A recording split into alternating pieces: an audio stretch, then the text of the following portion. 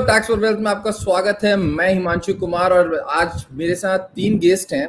और जैसा कि हम पिछले 2 दिनों से आप कह सकते हैं प्रोमो भी चला रहे हैं, बैनर भी चला रहे हैं कि एआई और फ्यूचर अकाउंटिंग के बारे में बात करेंगे। तो मेरे साथ निधि सिंह है जो कि वाइस प्रेसिडेंट जेपी मॉर्गन है, पंकज गुप्ता सर हैं जो कि हाईटेक आप कह सकते हैं टेक्नोलॉजी और एआई को समझने वाले हैं। अभिषेक सर थोड़ा मिक्स हैं, ये हैं तो आईटी बैकग्राउंड के, बट इनको सेल्स और आईटी में बहुत ज़्यादा एक्सपर्टाइज है, चीज़ों को समझते हैं किस तरह से कस्टमाइज होता है, उसके अकॉर्डिंगली बात करते हैं और चीज़ों को आगे लेके जाते हैं। साथ के साथ फॉर्च्यून 500 कंपनी में काम किया हुआ है, एक डिफरेंट लेवल का एक्सपीरियंस है सर के पास। तो निधि, मैं सबसे पहले आपसे स्टार्ट करूँ कि बाई प्रोफेशन मैं भी चार्टर्ड अकाउंटेंट हूँ, आप भी एसीसीए में हैं। इंडिया में अभी भी अकाउंटिंग को लेके जो आप कह सकते हैं कि एक एक्सपेक्टेशन हो या जो एक लेवल की रिक्वायरमेंट थी, शायद अभी भी इंडिया में नहीं है। और जिस हिसाब से यूएस में अगर आप देखें कि अलग अलग कंपनी है जो कि बहुत, जैसे अगर यूके में देखें तो वहाँ भी बहुत तरह की कंपनी है जो कि ऑटोमेशन पे बहुत आगे जा चुकी हैं। इंडिया में अभी भी ले देख के हमारे यहाँ टैली ही है, वो उस लेवल का आपको सपोर्ट प्रोवाइड नहीं करता जिस लेवल का चाहिए। क्या लगता है कि आपको किस तरह से आगे फ्यूचर में अकाउंटिंग का शेप चेंज हो सकता है? देखिए हिमांशु, इंडिया में अभी भी सॉफ्टवेयर डेवलपमेंट जो है ग्लोबल मल्टीनेशनल बैंक्स के लिए स्टार्ट नहीं हुआ है। टैली जो है बहुत ही बेसिक फंक्शन को कवर करता है, बट जरूरत है उसको लाने की, बिकॉज हमारे पास सॉफ्टवेयर कैपेबिलिटी है, सॉफ्टवेयर इंजीनियर्स हैं, अंडरस्टैंडिंग है। दुनिया के सारी बीपीओ केपीओ और एलपीओ यहाँ पे इंडिया में बेस्ड हैं, बट बस जरूरत है कि उसको हम लोग सॉफ्टवेयर इंडस्ट्री से लिंक करके अपना इंडिजिनस मतलब घरेलू सॉफ्टवेयर का प्रोडक्शन स्टार्ट करें। तो अकाउंटिंग के हिसाब से हमारे पास अंडरस्टैंडिंग पूरी है। 20 साल पहले हमारे यहाँ बेसिक काम आते थे, डेटा एंट्री, टैक्स या केपीओ बीपीओ। अब हमारे पास हाई वैल्यू एंड रिसर्च के काम भी आने लगे हैं अकाउंटिंग में। अब जरूरत है कि हम लोग अपने प्रोडक्ट भी लॉन्च करना स्टार्ट करें, और वो कैपेबिलिटी है, ये बस एक फोकस की जरूरत है। ठीक है। अभी सर, आपको क्या लगता है कि अकाउंटिंग में, अभी कुछ दिन पहले हमने शायद इस पे कुछ काम भी किया था और उस पे हमने बहुत कुछ हेड हंटिंग भी की थी। आपको क्या लगता है सर कि अकाउंटिंग में जो एक अपग्रेडेशन की जरूरत थी वो अभी तक हो नहीं पाई है, चाहे वो एआई की बात करें या डेटा को प्रोसेसिंग करने की जो टाइमिंग की बात होती है उसकी? तो क्या लगता है सर, यहाँ पे अभी भी स्कोप है या हम टैली के साथ ही चलते रहेंगे और उसी से खुश रहेंगे? Himanshu, accounting as a field, right, has evolved a whole lot in the West. जो आपने बोला कि in West companies are innovating, trying to change, trying to bring new technologies, AI, ML, RPA into accounting. There are multiple reasons for it. In India, the thing is that people are still not ready to invest into it, right? I mean, there are, as Nidesh rightly pointed out, there are people who have skills, both in the terms of domain, both in the terms of technology. It will require a right level of expertise and investment, which would define how we take accounting into, a more structured fashion for an AI or an ML implementation. Right now, we don't have those kind of investments in horizon that I see. But of course, in future, I see a bright future for accounting, specifically investment of technology into accounting. And it has to go a bit structured. It cannot be very siloed. So it cannot be like, one finance function can just stand up and say, we need an AI software, right? It has to, and accounting can be brought into the mainstream, or the technology investment can be brought into the mainstream for accounting. ठीक है। Pankaj sir, आप मुझे जरा थोड़ा दूसरे angle से समझाइए। जैसा कि अगर आपको याद हो तो हमने पिछले साल काफी कुछ हेड हंटिंग भी करने की कोशिश की थी। तो मैं टेक्निकल चीजों में नहीं जा रहा हूँ कि अकाउंटिंग क्या है नहीं है। आपको नहीं लगता कि सर एक बहुत बड़ा गैप है और टेक्नोलॉजी को यूज करके थोड़ा सा उसमें एआई या थोड़ा सा मशीन लर्निंग की भी जरूरत है, क्योंकि आपको डेटा रीड भी कराना होगा और डेटा को ऑप्टिमाइज भी कराना होगा। और जो टैली का फंक्शनैलिटी है, जो टैली का जो एक बेस है, वो बहुत नैरो बेस है, क्योंकि वहाँ पे सारा ह्यूमन इंटरवेंशन है और आप जैसे चाहे चीज़ों को मॉडिफाई भी कर सकते हैं। उसका कोई क्रॉस चेक सिस्टम भी नहीं है। साथ के साथ अगर मैं ये कहूँ कि एक तरह का लॉग बुक बनाने की, नो डाउट लॉग बुक बनता है, बट जो जिसको आइडिया नहीं है वो चीज़ों को नहीं, लेट्स अज्यूम कोई चीज़ डेबिट है तो डेबिट ही होनी चाहिए। टैली में ये फंक्शनैलिटी है कि आप उसको रिवर्स कर सकते हैं। तो आपको क्या लगता है सर कि अकाउंटिंग का जो पूरा मार्केट है, एक तरह से इंडिया तो पूरा वर्जिन मार्केट है उसके लिए, क्या वहाँ पे स्कोप नहीं है चीज़ों को इम्प्लीमेंट करने के लिए? Thanks, Himanshu. And because you have already introduced me like a technologist, so I try to talk more into the technology side. So in any of the business, it's not about accounting. What we need to understand is ki on a very bigger side, what are the different components in that particular business. So अगर मैं कहूँ कि मुझे technology implement करनी है, AI implement करनी है, machine learning implement करनी है, but at the end of the day, if I am not solving any problems statement, there is no benefit of the technology for my field sake. So if I talked about accounting on a very high side, as you specifically mentioned, सबसे पहला काम होता है कि there is some type of a data which is coming into the systems. Let's say we talked about bank statements, we talk about somebody is typing some entries, maybe somebody is writing on the ledger and then putting into the system. So we need to be understand the one big component is the data which is coming for the accounting. Then second thing which you talked about is mapping of that particular entries. So that's a second component which we are talking about, that whatever the data entry is coming into the system, how better it is getting mapped with the credit, debit, P&L, and whatever the balance sheet statement and all. Then the third point come in, that when the data is available, when the mapping is correct, how better analytics we can do on the data, so we can start telling something about the history or the predictions or the trend. And in the fourth point where the actual AI or a machine learning start coming in, is more about the predictive analysis, where we are going from here, how we can reach till there, and what can be the steps and a process any business needs to be do, or any accounting system needs to be do to reach there. So I will also take some quick 1 and 2 minutes and then give a baton back to you. So in all the components, let's say first is the data coming into the accounting system. There are X number of technologies and tools available in the market. You talked about the RPA robotics, you talked about the data ingestions, you talked about the OCRing, you talked about the visions, which is available, and we can say, okay, by choosing any of these tools, we can be, make it more fast, precise, and accurate. On the second hand side, when we are saying about mapping, so mapping can be a rule based and mapping can be a learning based. So when we talked about the rule based, there's a rule based engines available or rule based tools available which we can use. And if we really want to go on to the learning based, then we have a machine learning based services available, where we have make our accuracy 90 to 95% to 99%, which is almost equal to the human and maybe the better than the human mapping. And third components coming about the data analytics. We all know about the big data nowadays. We all know about the different data analytics and visualization tools. And in India, we are consumed in most of the other industries. That also the things. And the fourth part is the pure machine learning or a deep learning or a neural network activities or engines when can start giving a good pitch or a space to the accounting things. So that is how I can visualize from the technical view of in accounting process, and how we can leverage the technology and make it a more fruitful, more efficient, more speedy, and accuracy to the accounting system. To you, Himanshu.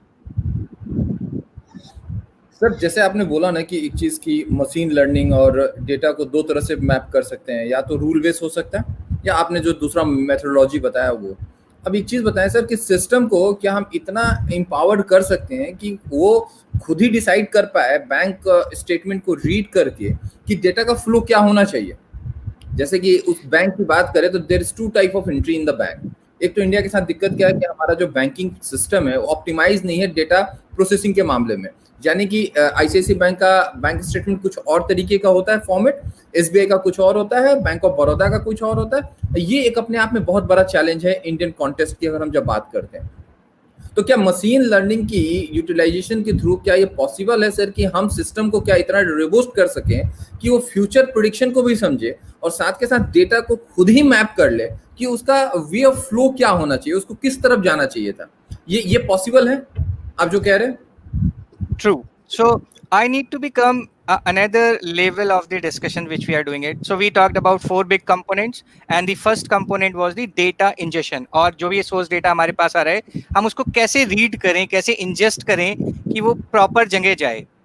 अगर मैं इस data ingestion को as a component pick करता हूँ, so there are several layer into the data ingestion. So आपने बोला कि bank statement मुझे आते हैं, अब वो PDF फॉर्म में हो सकते हैं, वो किसी इमेज फॉर्म में हो सकते हैं, वो किसी एक्सेल शीट फॉर्म में हो सकते हैं, या वो API से डेटा फीड की तरह मेरे पास भी आ सकते हैं. सो अगर चीज़ें फर्स्ट लेवल पे डेटा फीड की तरह आ रही हैं या एक्सेल शीट में आ रही हैं, it is easy to digest और ingest into the system. But the moment start coming into the PDF, and even in the PDF, as you said, HDFC का कुछ और PDF है, ICICI का कुछ और है, Axis Bank का कुछ और है, then we need to be start making the tools. I mean, most of the people have heard about OCRing, optical character recognitions. So we need to be understand how good that particular tool is reading the data from my PDF or from my image. But story don't close here. So let's say I put best of the industry OCR and start feeling that the data reading accuracy is coming, let's say 80%. So जो मैं पढ़ पा रहा हूँ 80% ऐसा ही पढ़ पा रहा हूँ जैसे एक human mind पढ़ता है. So but what about 20%? Because these are accounting things, these are banking things. You cannot go for a rupees need to be read something wrong about that.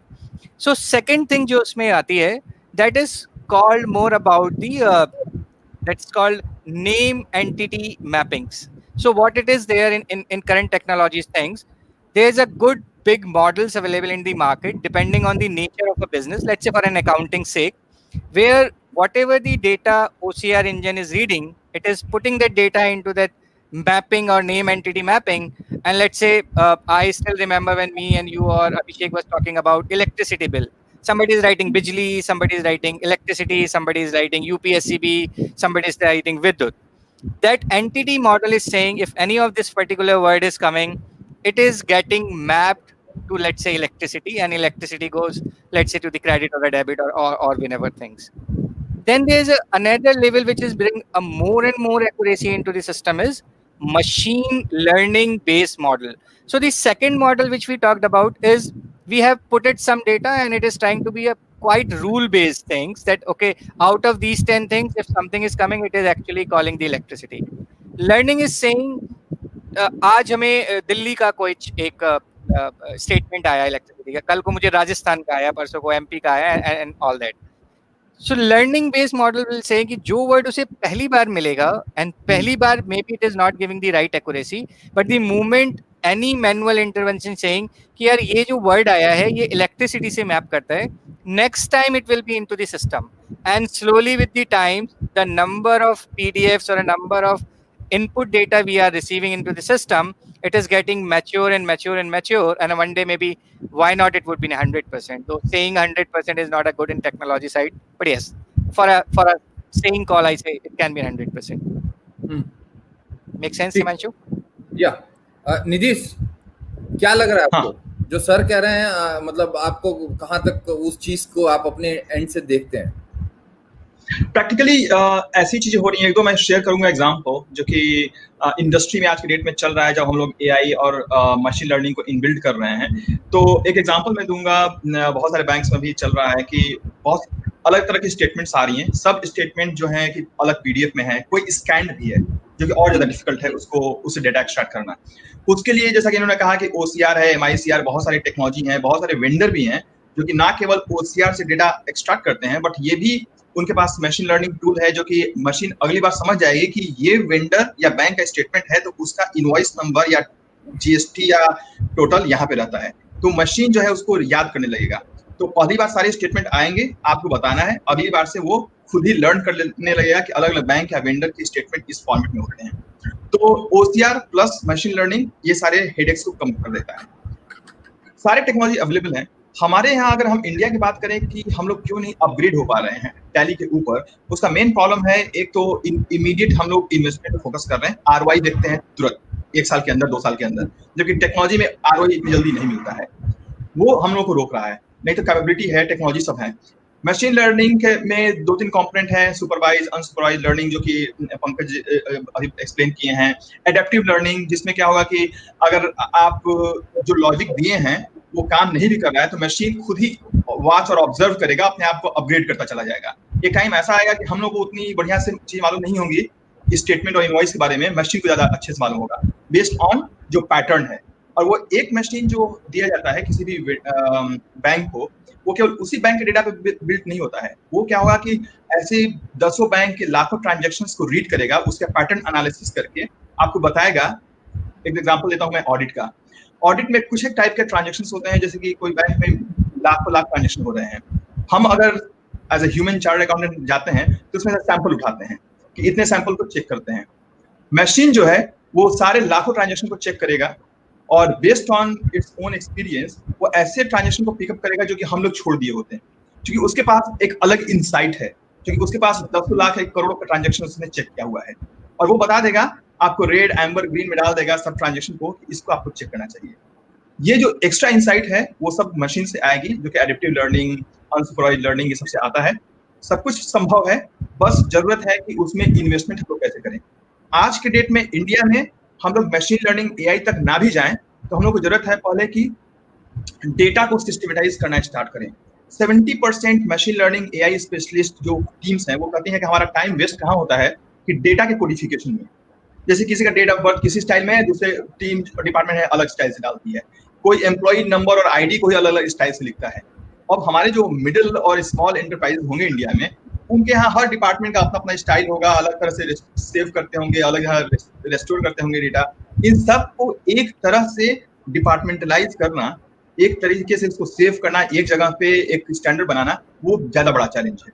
वो अगर हो गया तब हमारा कोई भी जो डेटा है मशीन लर्निंग टाइप का वो काम करेगा, नहीं तो 70% टाइम इसको क्लीन अप करने में ही समय लग जाता है। तो ये सारे कुछ बहुत फंडामेंटल चैलेंज है। दूसरा मैं एक सर्वे निल्सन का देखा था जिसमें कहा गया था कि क्यों एआई और machine learning not only in India, बाहर भी इम्प्लीमेंट होने में दिक्कतें हो रही हैं। एक है उसका कि ह्यूमन और मशीन का कोलैबोरेशन नहीं हो पा रहा है। दोनों में एक क्या है, सामंजस्य होना चाहिए, कोलैबोरेशन होना चाहिए, जो कि नहीं बैठ पा रहा है। दूसरा, जो मैनेजरियल लेवल पे लोग हैं उनको एआई और मशीन लर्निंग की जो बेसिक मेथोडोलॉजी है ये कैसे काम करता है उसकी अंडरस्टैंडिंग की कमी है काफी। अब जैसे कि बहुत सारे ऑडिट फंक्शन लोग होंगे, ये सीनियर मैनेजमेंट लेवल पे होंगे, उनको पूरी तरह से मालूम नहीं कि कैसे इन सब चीजों को कोऑर्डिनेट कराना है या कैसे काम करता है। तीसरी चीज है फियर, जॉब लॉस का, जो कि नॉन कोऑपरेशन क्रिएट करता है। और चौथा है कि लैक ऑफ टैलेंट और एआई और मशीन लर्निंग में। तो ये 3-4 कारण है जिसके कारण हम लोग अभी भी एआई मशीन लर्निंग को पूरा लेवरेज नहीं कर पा रहे हैं। अदरवाइज ये टेक्नोलॉजी बहुत अच्छा है और यूजफुल भी है। और जेपी मॉर्गन जैसी कंपनी जो है खुद ही 11-12 बिलियन डॉलर का इन्वेस्टमेंट करती है सालाना, केवल ये जो एडवांस टेक्नोलॉजी है, मॉडर्न टेक्नोलॉजी, ये सब के अपग्रेड करने के लिए। तो 11-12 बिलियन डॉलर मैसिव अमाउंट है। वेल्स फार्गो भी फ्रंट पे है इन्वेस्टमेंट में। अमेरिकन एक्सप्रेस है, वो तो यहाँ तक करता है कि कस्टमर को रिटेन करने के लिए पैटर्न एनालिसिस करता है कि कौन सा कस्टमर है जो कि छोड़ के जा सकता है। एज ए ह्यूमन हम लोग उसको इग्नोर कर सकते थे, बट मशीन एक पैटर्न एनालिसिस करेगा, 360 डिग्री प्रोफाइल रिव्यू करके ये कस्टमर जा सकता है। ये सब एडवांस टेक्नोलॉजी ऑलरेडी यूज होना स्टार्ट हो गई है, बट इसका अगर वाइड स्प्रेड यूज देखना है तो इन्वेस्टमेंट बढ़ाना होगा और कल्चर को फिक्स करना होगा हर कंपनी में। ठीक है, अभी सर आपको क्या लगता है इंडिया में अभी तक हुआ क्यों नहीं? फिर अगर ये चीज इतनी इम्पोर्टेंट है और इतना इसमें पोटेंशियल भी है तो प्रॉब्लम कहाँ आ रही है? या तो टेक्नोलॉजी हम उतना डेवलप नहीं कर पा रहे हैं या हम उस चीज को मार्केट में सस्टेन नहीं करा पा रहे हैं। Himanshu, before going to that question, I'll just take a step back, right? Yeah. Let's talk about accountancy, right? I mean, the bigger challenge is accountancy, right? What accountancy needs as a technology investment, right? AI, machine learning, RPA, those are all good things, right? But let's talk about accountancy. So accountancy is a job which takes a lot of efforts into repetitive, mundane tasks, right? People do those tasks time and again, and at times it brings into, it's a boring work, right? If I were to put it that way. And then you have to take a lot of efforts, keep repeating doing it time and again. The challenge is we have seen an evolution from, you know, the paper to systems like Tally, right? And even today, Tally is being done when you have some specific skills, right? Tally is not like something that either I or Pankaj can operate, right? I mean, Tally needs some specific knowledge. So the question is, are we utilizing accountants' time really correctly? Probably not, because they are investing most of their time into doing those tasks which are very mundane, repetitive, and that's where there are a lot of errors that creeps into it. So definitely there is a need for investment into the technology. Now, why that technology thing has not been come to fruition, right? I mean, why people are not looking into the technology from a perspective of an investment? A simple answer is AI is not, I won't say it's cheap, right? It takes time. And as what Pankaj described, as what Nidish described, it is a step-by-step process. It's not like that on day one you would be starting reaping the benefits of AI. It has to be gradually built into the system, because system has to learn. It has to mimic what a human intellect can be able to do it, right? It has to mimic how a human would pick up the data and then work on that data and post it in your systems. So that will require a lot of training. That will require a lot of standardization of data, as rightly pointed out. It will also require a lot of storage facilities, right? I mean, data has to be processed, millions and millions record has to be processed. And if you see the AI journey that we have, so AI is basically what at this juncture, we are in the process of some bit of a memory recognition kind of an AI, right? The early stage was like a decision making AI, right? Where decision was made based on whatever the data was fed into the system. Now the current AI is evolving a bit further. You might have seen the autonomous cars and all, right, where they make decision based on some data being inputted into this. The investment into accounting would require a lot of integration points, data storage, learning the system. Once that is standardized, then you can use AI or any investment of automation into accounting. And that is a time consuming process. It's not like you start today and that tomorrow you would be reaping the benefits of it. It is like 6 months, 1 year, and that's when you start seeing a lot of results. Currently in India, the problem is most of the accounting is outsourced. Nobody does in-house, apart from the top 5% of the big enterprises, right? The remaining of the accounting is being outsourced, and people don't feel that pain. The pain is limited to a set of accountants who provide those kind of services, and that's probably one of the reasons why that investment is not being seen on the ground. Okay, so एक चीज और है sir कि it's required big investment also. Then according to you, it will take time to evolve the system and mature the system. Absolutely, there are two types of investment, right? One is your monetary investment, right? Because you will have to invest into technology. Technology means resources. Technology means storage of the data. Data cleansing is one investment into itself. The other investment is the domain investment, right? People who understands technology, accountants who can work with you day in and day out to, clean up the system time and again. It has to be an iterative process. So those two investments would be very much essential to ensure that you reach to the point where you can correctly say that, okay, a system is mimicking what a human can be able to do in terms of accounting or bookkeeping, and that's where the real power will come. It still won't be able to do the human intelligence, but at least it will do the repetitive task without errors. So that will take some time. Okay. Pankaj sir, इसका मतलब ये भी है कि जैसा कि अभिषेक sir कह रहे हैं कि ठीक है, जैसे मैं अपने बारे में बात करूं, हमारे पास बहुत अकाउंटिंग आउटसोर्स है, मैसिव नंबर है जिनकी हम अकाउंटिंग करते हैं. No doubt in house team है, रिपीटेटिव वर्क है. तो कहीं ये तो रीजन नहीं कि ये सिस्टम इवॉल्व करने के बाद होगा क्या कि जो अकाउंटेंट है ये भी थ्रेट है. अगर देखें तो ये लोगों के पास ऐसा नहीं कि पैसे नहीं है, गुड मनी. मैं अपनी बात नहीं कर रहा हूँ, लेकिन जो बड़े सी है उनके पास तो इतना बजट है ही कि वो 2-4-10 करोड़ का बजट बना के सिस्टम पे काम कर सकते हैं. तो कहीं वो जो एक अंदर की विलिंगनेस चाहिए वो नहीं है, या लोगों को उसका अवेयरनेस ही नहीं है कि ऐसा हो भी सकता है. ओके, मैं दोनों बातों पे टच करूंगा कि विलिंगनेस नहीं है या अवेयरनेस नहीं है. सो हिमांशु, मैं जैसे आपने अपने एग्जांपल लिया that you are running a CA consulting firm और something. So let's say I as an technologist come to you and say कि अच्छा यार, मैंने आपका देखा, ये तो बहुत अच्छा मैनुअल प्रोसेस आप कर रहे हो, बहुत सालों से कर रहे हो, आपने 10 लोग भी यहाँ लगा रखे हैं, वेरी गुड। मैं आपको कुछ एक्स अमाउंट लगा के वाई डे में एक ऐसा सिस्टम दूंगा कि आपका जो मैनुअल प्रोसेस है वो ऑटोमेशन हो जाएगा। I am not talking about the technologies and tool की आरपीए का कौन सा टूल होगा, यूआई पाथ होगा या एंडवर्क्स होगा या कुछ भी होगा, ऑटोमेशन एनीवेयर होगा। आपका सबसे पहला क्वेश्चन मुझे ये आएगा कि ठीक है, आप मुझसे एक्स अमाउंट ले लो, 6 महीने भी ले लो, 8 महीने भी ले लो, उसके बाद मेरे कितने रिसोर्स खाली हो जाएंगे या कितने ऐसे रिसोर्सेज हैं जिनके पैसे मैं बचा पाऊंगा।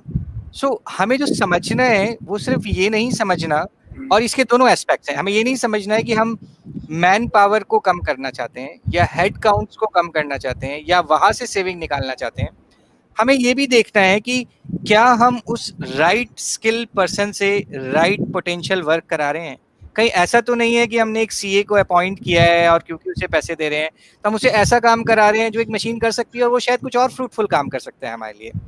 On the other and side, जो सीएज हैं या जो प्रोफेशनल अकाउंटेंट्स हैं, उनको भी ये लगेगा कि अगर हम एआई और एमएल को ला रहे हैं, it is not mean that they are insecure, उनकी जॉब जा रही है। They need to be understand maybe whatever the, I would not say this word dirty work, or I would again say the easy going or automated or a monotonous work, वो कुछ एक machine कर रही है, and maybe the real potentials we are using for that by what that CAs कि जब मैं ये अच्छा काम करूँ, ये एक नेक्स्ट लेवल पे यहाँ पे लेके जाऊँ, एक नए प्रोसेसेस लाऊं, तो हमें टेंजेबल और इनटेंजेबल बेनिफिट्स देखने चाहिए। मैं एक और बहुत क्विक सा आपको एग्जांपल देता हूँ, मेरे साथ ही हुआ, मेरे डिस्कशंस में ही हुआ। उन्होंने कहा कि अच्छा ठीक है यार, ये काम मेरा आदमी जो है ना 2 घंटे में करता है, आपने एक रोबोट बनाया या एक बॉट लिख दिया, वो 1 घंटा 45 मिनट्स में कर रहा है, लेट्स टेक एन एग्जांपल। ये क्या मैं 15 मिनट की सेविंग के लिए अपना पूरा प्रोसेस क्यों हिलाऊं? हमें जो समझना है वो ये है कि जिस काम को आपने कहा बंदा 2 घंटे में करता है और जिस काम को मैंने कहा कि रोबोट 1 आवर 45 मिनट में करता है, क्या वो आदमी 24 आवर्स काम कर सकता है? मेरा रोबोट कर सकता है। क्या वो आदमी की एक्यूरेसी ईयर बाय ईयर उतनी ही रहेगी? शायद नहीं, लेकिन मेरे रोबोट की ईयर बाय ईयर बढ़ेगी। क्या अगर वो बंदा मेरी जॉब छोड़ देता है, मुझे दूसरे बंदे को लाने में 2 महीने लगेंगे, उतने टाइम में मैं कैसे अपने बिजनेस को सरवाइव कर पाऊंगा? रोबोट कभी नहीं छोड़ के जाएगा ना, वो तो it's a machine. Once you have implemented it, it is keep running and keep running. Today में भी you have an X companies coming और आप उनकी अकाउंटिंग करते हैं, and we are everybody is expecting कि वो x से 2x 3x 4x हो। क्या मैं इतने रिसोर्स मार्केट से अवेलेबल कर पाऊंगा जो मेरी कंपनी में आएंगे और मेरे लिए वही काम करेंगे जो आज मेरे एक्स एम्प्लॉय कर रहे हैं? अगर नहीं, तो मैं अपने बिजनेस को एक तरीके से कंस्ट्रेंट कर रहा हूँ, उसको ग्रो होने से रोक रहा हूँ, क्योंकि आई have a constraint of a human resources and all. तो अगर हमारे को ये बातें आएंगी तो दोनों side, business side also start feeling कि नहीं यार, ऐसा नहीं है कि मेरे पैसे ही खर्च हो रहे हैं, मुझे कोई खास बेनिफिट नहीं मिल रहा है।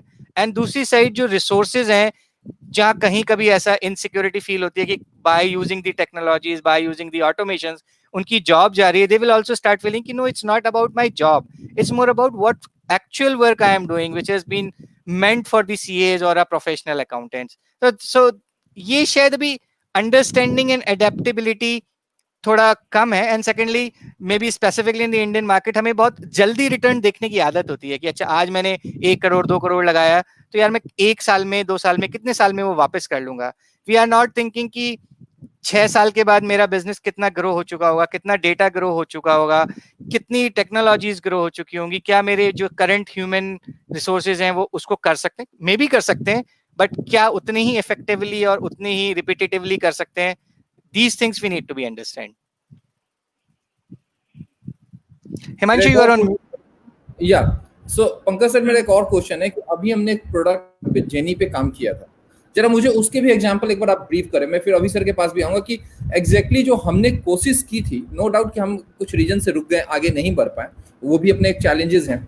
क्या लगता है कि सर उस तरह की टेक्नोलॉजी की रिक्वायरमेंट है, और क्या वो पॉसिबल भी है?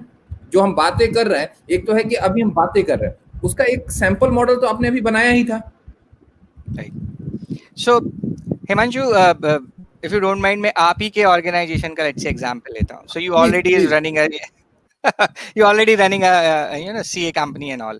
आपके पास multiples hundreds of the accounts आते हैं, आपके पास एक टीम है जो वो काम कर रही है, And you also know, because you were part of that Gini discussions, and especially my functional expert were you only in that particular case.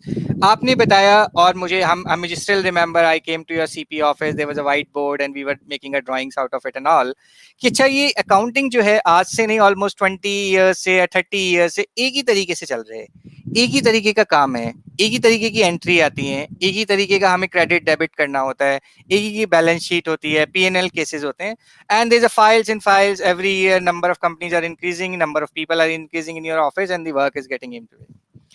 वहां पे भी हमने वही अप्रोच लगाया था जो मैं I started with my first answer, कि यार मेरा पहला एक होगा कि मैं कितनी अच्छी तरीके से अपने डेटा को सिस्टम में ला सकता हूँ, which we called in technology terms data injection.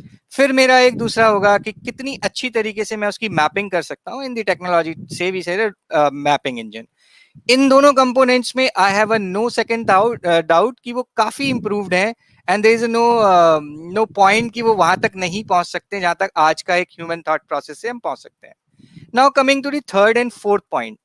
Third point वहां है जहां पे हम रूल बेस से निकल के लर्निंग बेस्ड मॉडल्स में आते हैं, जहां पे हम ऑलरेडी एग्जांपल ले चुके हैं कि लेट्स से 5 टाइप्स के हेडर मेरे किसी एक सेक्शन में आते हैं, कल को 6 आ जाएं, 7 आ जाएं, एक्स कंपनी के एक्स तरीके से आते हैं, वाई कंपनी के वाई तरीके से आ सकते हैं, वो बदल सकते हैं. यहाँ जरूरी है हमें पेशेंस की, यहाँ जरूरी है हमें initial couple of years manual validation की, कि जो मशीन मुझे बता रही है क्या वो सही है, अगर सही है तो गुड, अगर सही नहीं है तो मैं उसको क्या ऐसा करेक्टिव एक्शन दूं कि वो नेक्स्ट टाइम या next to next time keep learning and keep evolving. So वहाँ एक पेशेंस और टेन्योर और एक्यूरेसीज को हमें ध्यान रखना पड़ेगा कि हम may not be as close to the human as of today, but will reach to that level maybe in a couple of years, and I'm not saying how many years it's in. And your fourth component hai, it is also a mix. I think fourth component mein I personally feel machine can give a better results where we have a more predictive things, because if the human person is seeing, maybe he can see a last 5 years data, 6 years data, 10 years data, but machine can see last 50 years data.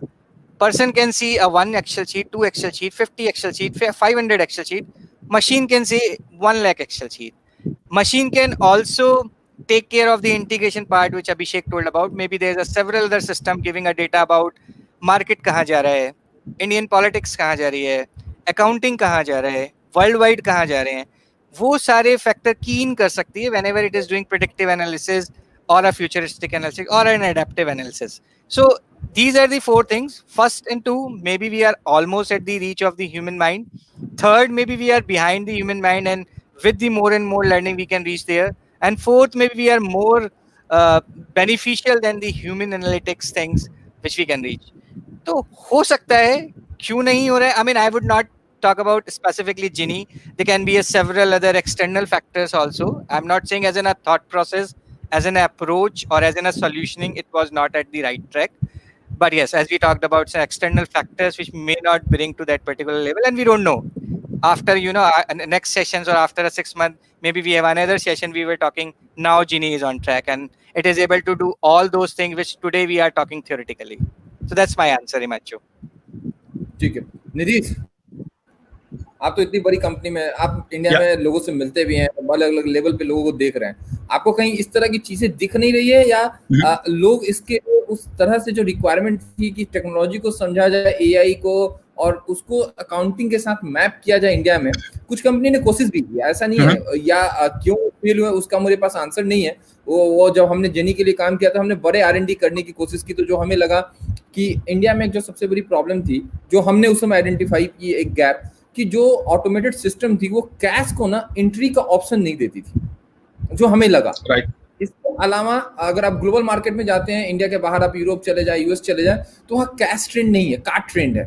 कुछ भी है वो card swapping होती है, और जब card swapping होती है तो डेटा एंट्री बहुत आसान होती है, क्योंकि उस समय एक सेल जनरेट हुआ, और सेल को आप एपीआई से अगर मैप कर देते हैं अकाउंटिंग के साथ, तो बहुत इजीली एंट्री उसी समय पास हो जाती है. लेकिन अगर मैं कहूँ कि कैश एंट्री हो रहा है, जिसका बैंक से कोई लेना देना भी नहीं है, एंट्री तो पास करनी है, बट मेरा कैश बुक का बैंक हिलेगा नहीं, उसको हो सकता है कि जो फॉरेन कंपनी थी उसको उन्होंने आइडेंटिफाई नहीं कर पाए या कैटर नहीं कर पाए. Might be I am wrong.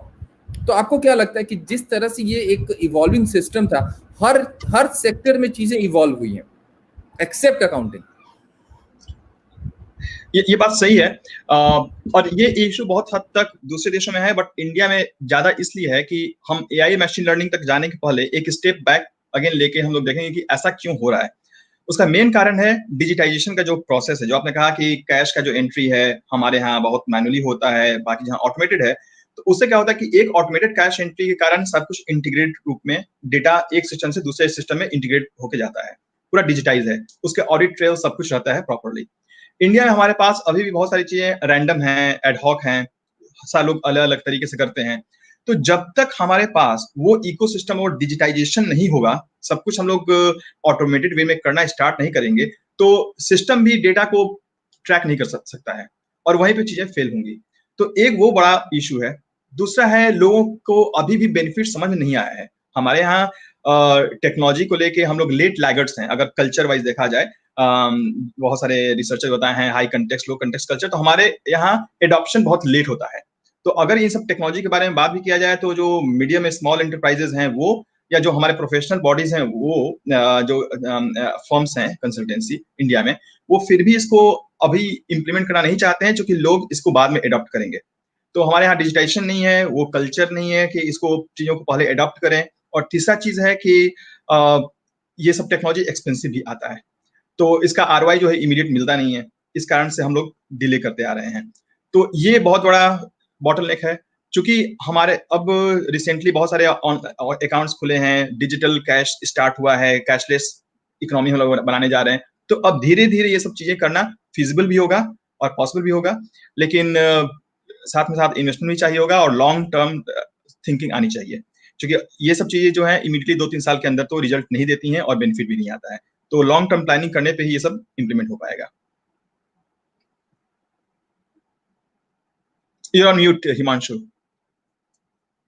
Abhishek sir, आप तो बहुत कंपनियों में हैं और आप सेल्स को भी बहुत बारीकी से देखते हैं, और सेल्स में सबसे पहला पॉइंट ही होता है आरओआई। अब मैं एआई की बात नहीं कर रहा हूँ और उसकी सिस्टम की बात नहीं कर रहा हूँ। क्या ये एक बहुत बड़ा हर्डल है हमारे लिए कि हम उसमें आरओआई नहीं दे पाते हैं या प्रॉफिटेबिलिटी की बात नहीं कर पाते हैं? क्योंकि सिस्टम को बनाने और उसको डेवलप करने और चलाने में पहले दिन तो बिकना नहीं है सर, ये आपको भी पता है। उसको बनाने की अपनी कॉस्टिंग है, ऑप्टिमाइजेशन की अपनी कॉस्टिंग है। तो क्या वो एक सबसे बड़ा हर्डल है इतने बड़े कॉस्टिंग के लिए, या कोई और विलिंगनेस नहीं है? नहीं, विलिंगनेस तो नहीं है हिमांशु, दैट्स फॉर श्योर। क्योंकि अगर विलिंगनेस होता तो I mean things would have been very different. ROI की जहां तक आपने बात की, मतलब 2-3 डेटा पॉइंट्स हैं, राइट? अगर हम सिर्फ एआई को देखें तो AI is gonna stay, right? It's predicted by 2030 AI जो होगा वर्ल्ड का 25% जीडीपी कंट्रोल करेगा इन सम फॉर्म और the other, right? and AI alone will contribute to something like 10 to 15% growth in GDP. तो अगर इंडिया को इंडस्ट्री 4.2 अडॉप्ट करना है तो we would have to adopt this, right? I mean technological intervention or technological innovation in any field, let alone accounting, is very much required. रही बात ROI की, ROI हमें TCO के जैसे देखना चाहिए, not just कि हमें रिटर्न कितना मिल रहा है कि 2 लोगों ने काम करना चालू कर दिया या 2 लोगों की जगह मैंने मशीन को रिप्लेस कर दिया। एक लॉन्ग टर्म प्रोसेस पे आप देखेंगे, अगर आप ऐसे सिस्टम इम्प्लीमेंट करते हैं जो कि आपको एक सेट रिजल्ट देते हैं, स्टैंडर्डाइज रिजल्ट देते हैं, टाइम एंड अगेन रिजल्ट देते हैं, जो आपको एरर फ्री रिजल्ट देते हैं, जो आपको डेटा देते हैं which you can use human mind to analyze and make decision, they prove to be more beneficial for you in the long term. So अगर आप अकाउंटिंग को देखेंगे, so आप अकाउंटिंग, आपकी सीए फर्म है खुद हिमांशु, आप देखते होंगे कि आपके बहुत सारे कस्टमर्स हैं which are in trading, which are in in banking or let's say in manufacturing or small medium scale industries होते हैं। they are very cyclical in nature. उनका जो बिजनेस होता है बहुत cyclical in nature होता है। डिमांड सप्लाई का जो उनका एनालिसिस होता है वो बहुत cyclical होता है, 6 महीने ऊपर 6 महीने नीचे। इन सब चीजों को एनालाइज करने के लिए आपको डेटा चाहिए। और आज की डेट में अकाउंटिंग कैसे होता है कि आपने अपना जो भी जिसको वो बही खाता बोलते हैं या लेजर बोलते हैं, वो आपने अकाउंटेंट को दिया, वो बैकग्राउंड में जाकर के टैली में कीन करता है, आपको एक कैश फ्लो स्टेटमेंट जनरेट करके दे देता है। आप उस कैश फ्लो स्टेटमेंट से क्या डेटा निकाल पाते हैं, क्योंकि वो it has already happened, it's not in real time. So that real time data can only come when you have such a system which is implemented. What you can make using that data and decision making, it is of tremendous amount of benefit, right? COVID के कारण कितने enterprises को impact हुआ है. If there were data, if there were systems in place, they could have easily predicted a lot of moving things, जो आज हमारे SMB industry नहीं predict कर पाती है. Second thing is compliance, right? There are checklists of compliances, right? अगर आपका एक compliance भी miss हो गया, you may have a trouble with the authorities. A system cannot, let go of any compliance. A human can make an error, but system cannot, right? So systems के benefit बहुत ज़्यादा हैं. ROI should be taken in terms of the benefits that the system will give, not just in terms of the labor resource. Labor arbitrage is a thing of past. And if we have to go for industrial 4.0, it should be more seen as the excellence. It should be seen more as the analytical capabilities, whether it's predictive, prescriptive, adaptive, वो एक second factor है, but it should be seen more as what the system can give me benefit for my business. ठीक है, Pankaj sir, मैं आपसे एक last question लूंगा, फिर निधि के पास जाऊंगा.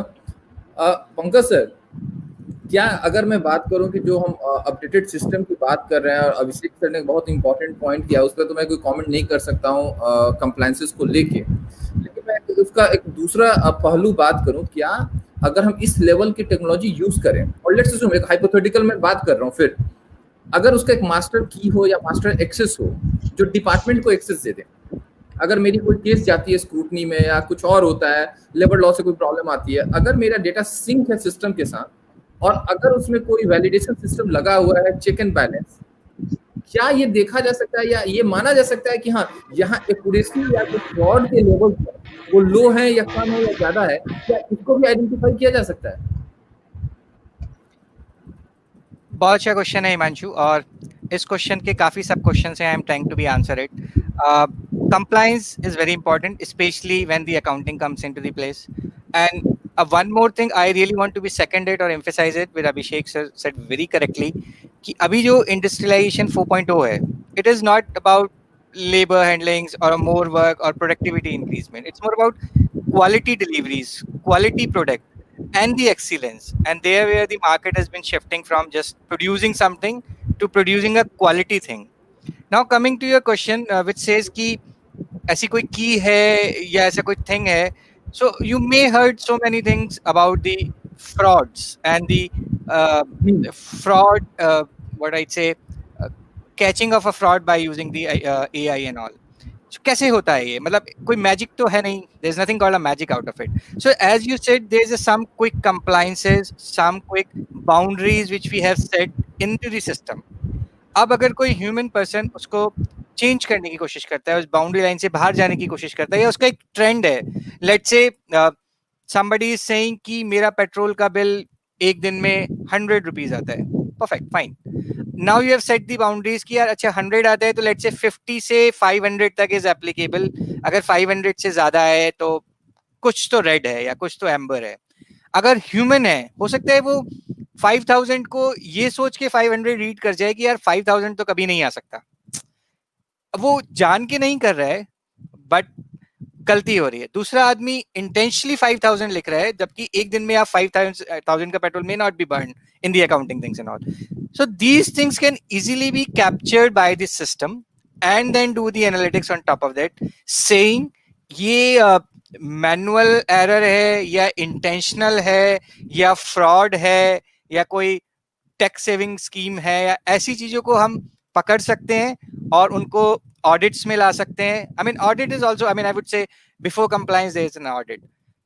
Doing a audit by a human person, I mean, I'm not doubting any human knowledge and skills, may not be that effective day by day or repetitively as the system is, क्योंकि system बिल्कुल दो आंखों के बीच में देखता है कि अच्छा मुझे एक्स वैल्यू दी है, वाई वैल्यू दी है, अगर इसके बीच से कोई चीज बाहर जा रही है तो वो ऑडिट में पास नहीं है.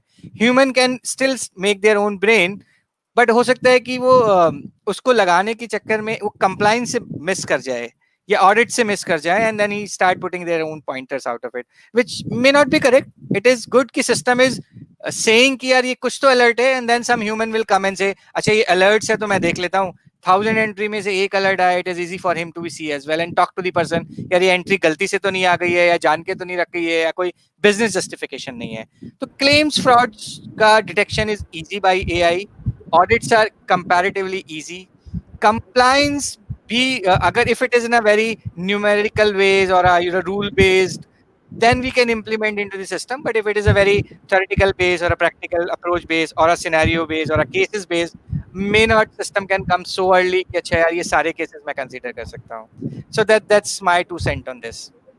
ठीक है, लास्ट क्वेश्चन निधि साहब से है मेरा कि जो आप भी इतनी कंपनी में हैं, इतनी जगह चीजों को देख रहे हैं, एसीसी से भी जुड़े हुए हैं, तो क्या ये ऑडिट ट्रेल जो मैं बात कर रहा हूँ कि अगर इस तरह की सिस्टम बन जाए तो इसका फायदा एक तो गवर्नमेंट को होगा, क्योंकि आप कहीं ना कहीं जैसा पंकज सर कर रहे हैं कि कुछ उस तरह के चिकन बैलेंस लगाए जा सकते हैं ताकि ऑडिट ट्रेल भी हो, चीजों के बारे में पता भी चले, और साथ के साथ जो ओवरऑल एक डेटा है और एक एज ए कंट्री बात करें अगर इस तरह का कुछ सिस्टम बनता है तो डेटा पॉपुलेशन भी बहुत आसान हो जाएगी, प्रेडिक्शन बहुत आसान हो जाएगी, चीजों की कंट्रोलिंग बहुत आसान हो जाएगी, और सिस्टम को एक बड़े सिस्टम के साथ मैप करके उसका एक वाइडर यूटिलाइजेशन किया जाना भी पॉसिबल हो सकता है.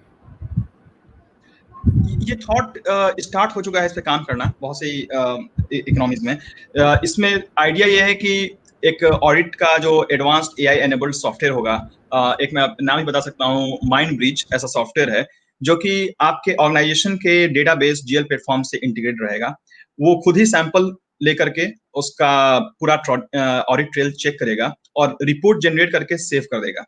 अगर जैसे वो ऑडिट के लिए हो गया, कंप्लायंस और गवर्नमेंट रेगुलेशन के लिए की बात आए तो उसमें भी गवर्नमेंट के भी जो एप्लीकेशन है उसमें एक्सेस रहता है आपके जीएल प्लेटफॉर्म का, कि अगर वो चाहें तो गिवन सैंपल जो रिपोर्ट में दिया गया है उसका पूरा का पूरा लाइफ साइकिल वो चेक कर सकते हैं. तो अभी जो टॉप 5 बैंक्स हैं इन पे भी काम करें कि हमारे जो एप्लीकेशन सॉफ्टवेयर बनेंगे वो ना केवल मशीन लर्निंग और एआई एनेबल्ड होगा बट ऑल्सो रेगुलेटरी बॉडीज से भी लिंक्ड रहेगा.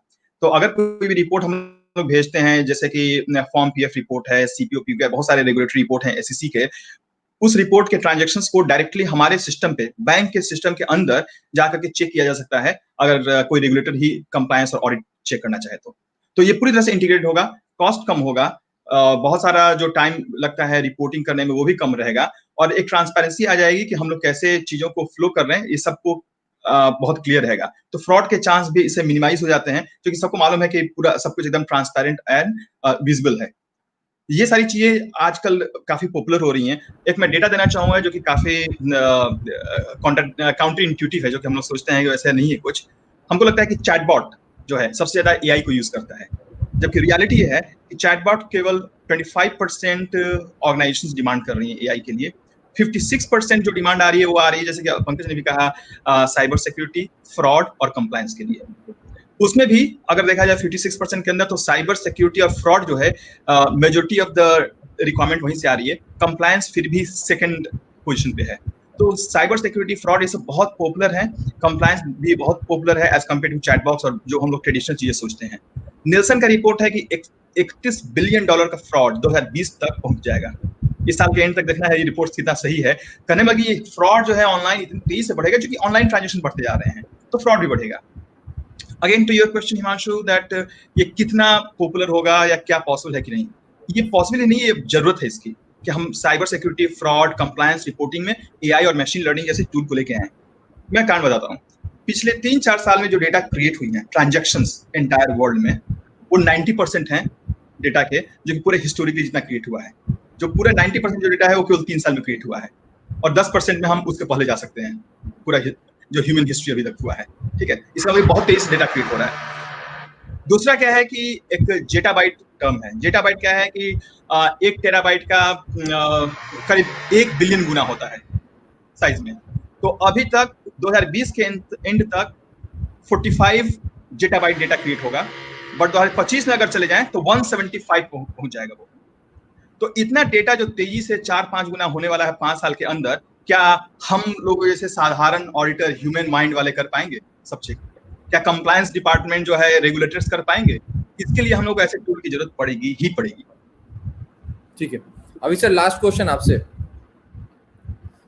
अगेन मेरा क्वेश्चन वही है कि क्या अगर इस तरह का कोई हाई एंड सिस्टम बन जाता है तो गवर्नमेंट के लिए भी अच्छा है, एमएसएमई अगर बशर्ते कि उसकी जो कॉस्टिंग है वो भी एक बहुत प्राइस पॉइंटिंग हो गया। अगर आप बड़े सॉफ्टवेयर को देखें एसएपी और जो उसकी इम्प्लीमेंटेशन कॉस्ट, मेंटेनेंस कॉस्ट इतनी ज़्यादा है जो छोटे मोटे ऑर्गेनाइजेशन होते हैं, साथ के साथ इम्प्लीमेंटेशन में भी बहुत टाइम लगता है। तो क्या एक बीच का रास्ता ऐसा ना हो कि जो कॉस्ट इफेक्टिव भी हो, इजिली एक्सेस भी हो और विदाउट एनी कॉस्ट, या हो सकता है मंथली एक स्मॉल सब्सक्रिप्शन पे, जैसे मैं ही जो सॉफ्टवेयर यूज कर रहा हूँ एक बहुत छोटे से सब्सक्रिप्शन पे मुझे मिल रहा है जो कि मेरे लिए पॉसिबल नहीं था इसको डेवलप कर पाना और इस लेवल का उसके साथ बारीकी को मैप करना। तो गवर्नमेंट के लिए भी एक विन विन सिचुएशन है, स्मॉल जो ऑर्गेनाइजेशन है उनके लिए भी विन विन सिचुएशन है, और जो 4.0 की बात कर रहे हैं वो 4.0 तो तभी हो पाएगा जब चीजों को एक साथ मैप किया जाए। बिल्कुल हिमांशु, और आपने जहाँ तक बात की तो वो एसएपी और इवन टैली जैसे जमाने धीरे धीरे जा रहे हैं, क्योंकि आज की डेट में बहुत इंट्यूटिव सॉफ्टवेयर्स बनते हैं। They mostly adopt product led growth kind of strategies which is more like कि आज की रिक्वायरमेंट क्या है, कस्टमर डिमांड्स क्या है, and how quick they would be able to give benefit and results to the customers, not just cost but more in terms of benefits, right? And of course a SaaS subscription is always the best way to go forward, so it's easy to ramp up, ramp down, and the main investment that would come would be the core of the system, right? And that will take some time, but given the benefits, government will also benefit because they would be able to get more data based information from the enterprises which they are not able to get as of now. Second thing is the accountants as well. I mean, I'm not just taking any particular industry, but I'm taking accountants as a whole. They should not be very worried about any AI or any ML related thing coming into it, right? I see these technologies giving more advantages or more support to the accountants. Using these technologies, accountants would be able to get more out of their job, right? They would be able to spend more time into business decisions, right? They would be able to do more time on to, let's say, forecasting, right? I mean, that's one of the element of their job, right? They would be able to do, things like, what they call it, which is more about consulting, right? To the business, right? That they should invest their dollars wisely on XYZ, their expenses are going up and down, right? So they would be able to do the analysis of this data which is coming out, right? Trillions and trillions byte of data that is coming out. They would be able to spend time in analyzing it rather than doing the administrative task. However, both industry, accountants, and government should have to invest into it, because accountants on their part will have to learn how to use the technology. It's not like learning a tally, right? To just key in the data, because it's not like garbage in and garbage out, right? You have to have a correct set of data going into the system. The industry has to have a need to have such a system which gives them information in real time, right? That gives them information which is more correct, less erroneous, right? And then the government has to support this as a whole, right? Currently, government is, there has to be a framework, right, to ease out the accounting practices, to ease out things like you pointed out, right? The cash transactions, the compliances, right? The more the complex the compliance, the more the complex the audit, the more human thing you would require, right? The more easy it would be, machine would be able to take it more easily.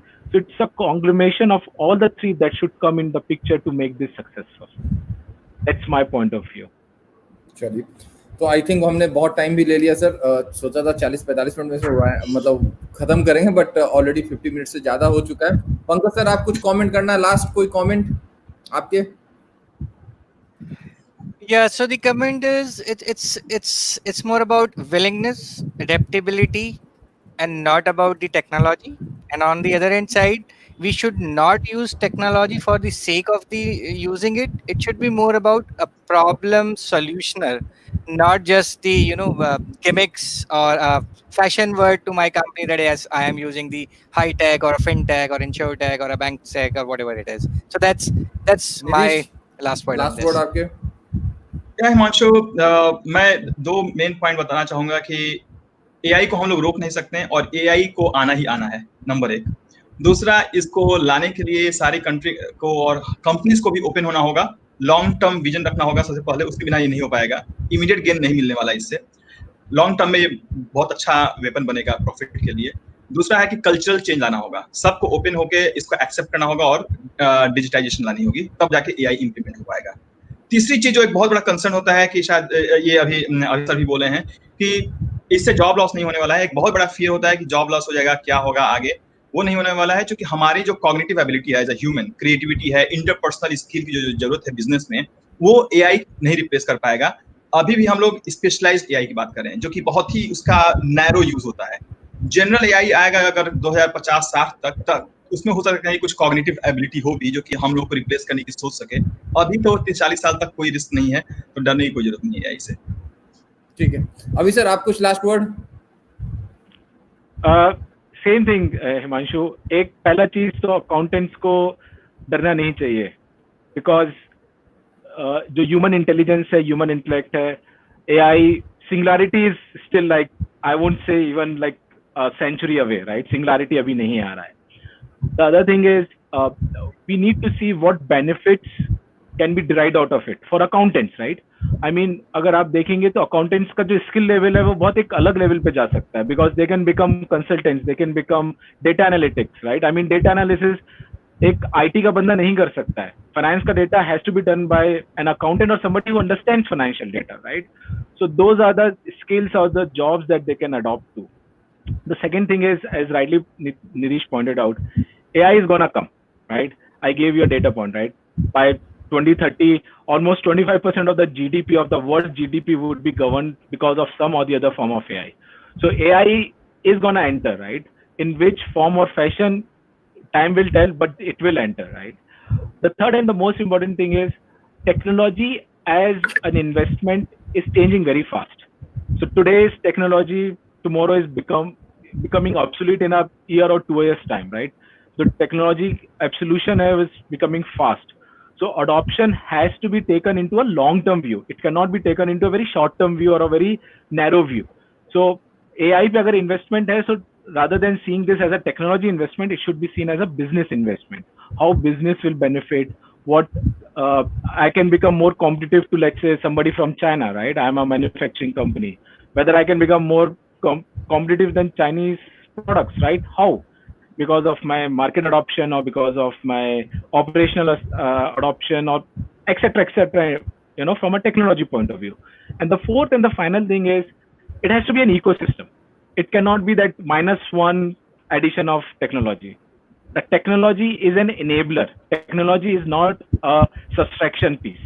So technology should not be seen as it is a disruptive in terms of कि वो एक function को minus कर देगा या किसी role को minus कर देगा. It is seen more as a enabler to the business.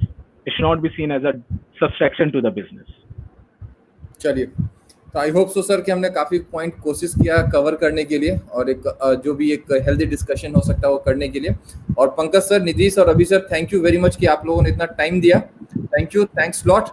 Thank you, Himanshu. Thanks, Himanshu. कोशिश करेंगे इस पे कुछ